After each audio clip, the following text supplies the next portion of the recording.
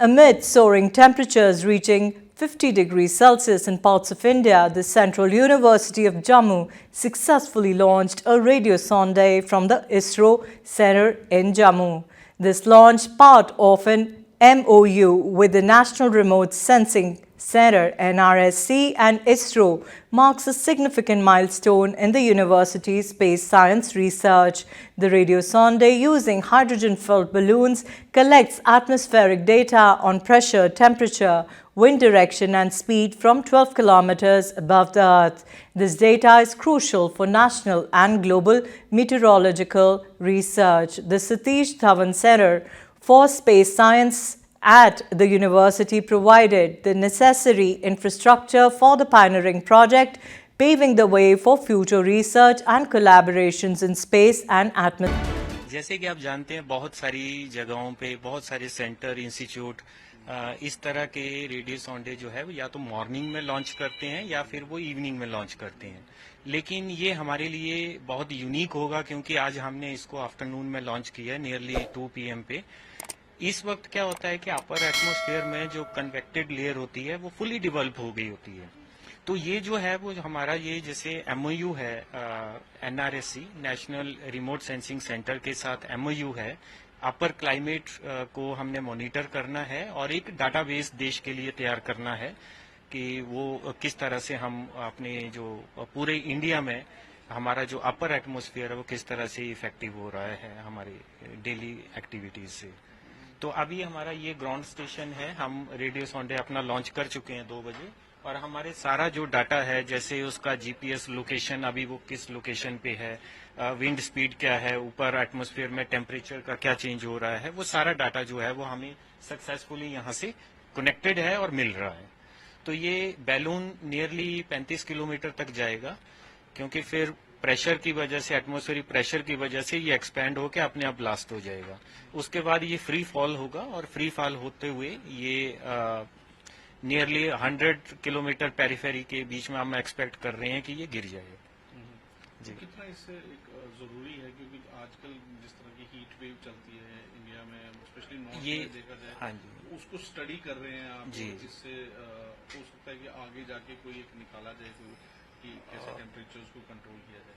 Sir, ये जैसे national level पे हमारे पास क्लाइमेट का बहुत कम डाटा है, अपर क्लाइमेट का। तो अभी आप ये लगा के चलिए कि हम जो है अभी डाटाबेस ही बना रहे हैं क्योंकि हमारे पास डाटा ही नहीं है। ठीक है, तो डिफरेंट जैसे ये 27 जगह पे पूरे इंडिया का ये जो प्रोजेक्ट है ये 27 स्टेट से लॉन्च होना है, डिफरेंट प्लेसेस से। हमारा ये सेंटर जो है वो अभी 3rd लॉन्च हो रहा है, 2 ऑलरेडी हो चुके हैं, एक महाराष्ट्र से इसरो ने कर चुके हैं और एक जो है वो NRSC ने तमिलनाडु में किया था। हमारा ये जम्मू जो है वो 3रा स्थान है जहां से ये रेडियो सॉन्डे जो है वो लॉन्च हुआ है।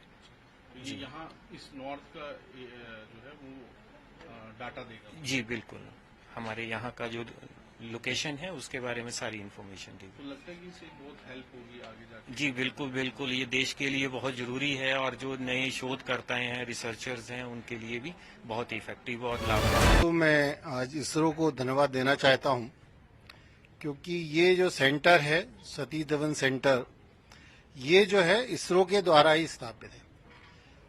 हमारे जो MOU है उसके अनुसार हम यहाँ पर उनके साथ मिलकर रिसर्च कर रहे हैं और जो रिसर्च हो रही है वो काफी विधाओं में हो रही है।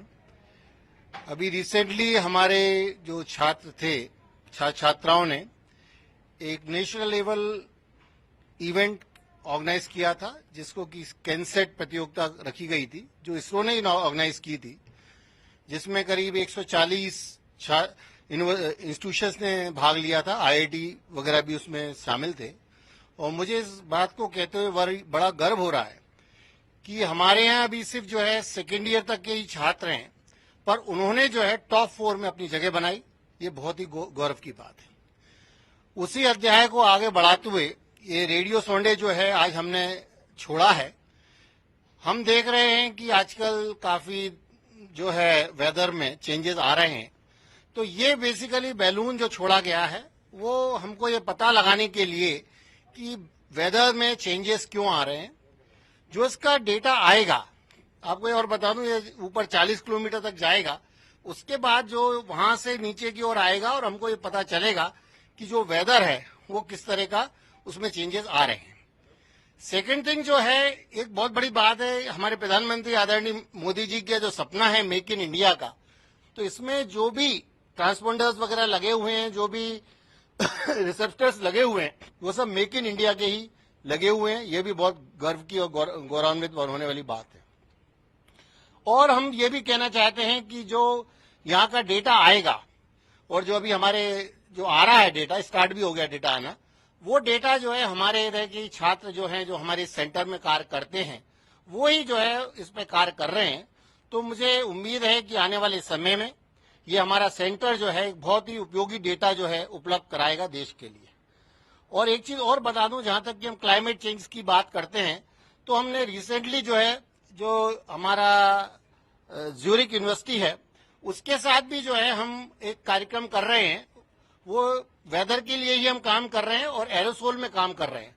हम आपको बता दें कि वो जो हम जो स्थापित कर रहे हैं एरोसोल में जो कार्य करने के लिए, वो भी अपने आप में यूनिक है। और हम वो उसकी जो शोधशाला है, वो जो है हम बेसिकली हम पटनी टॉप में जो है उसको हम स्थापित करने जा रहे हैं। और आने वाले समय में हो सकता है कि हम ग्लोबल वॉच स्टेशन भी बनाएं, जो कि पूरे इंडिया में एक ही होगा।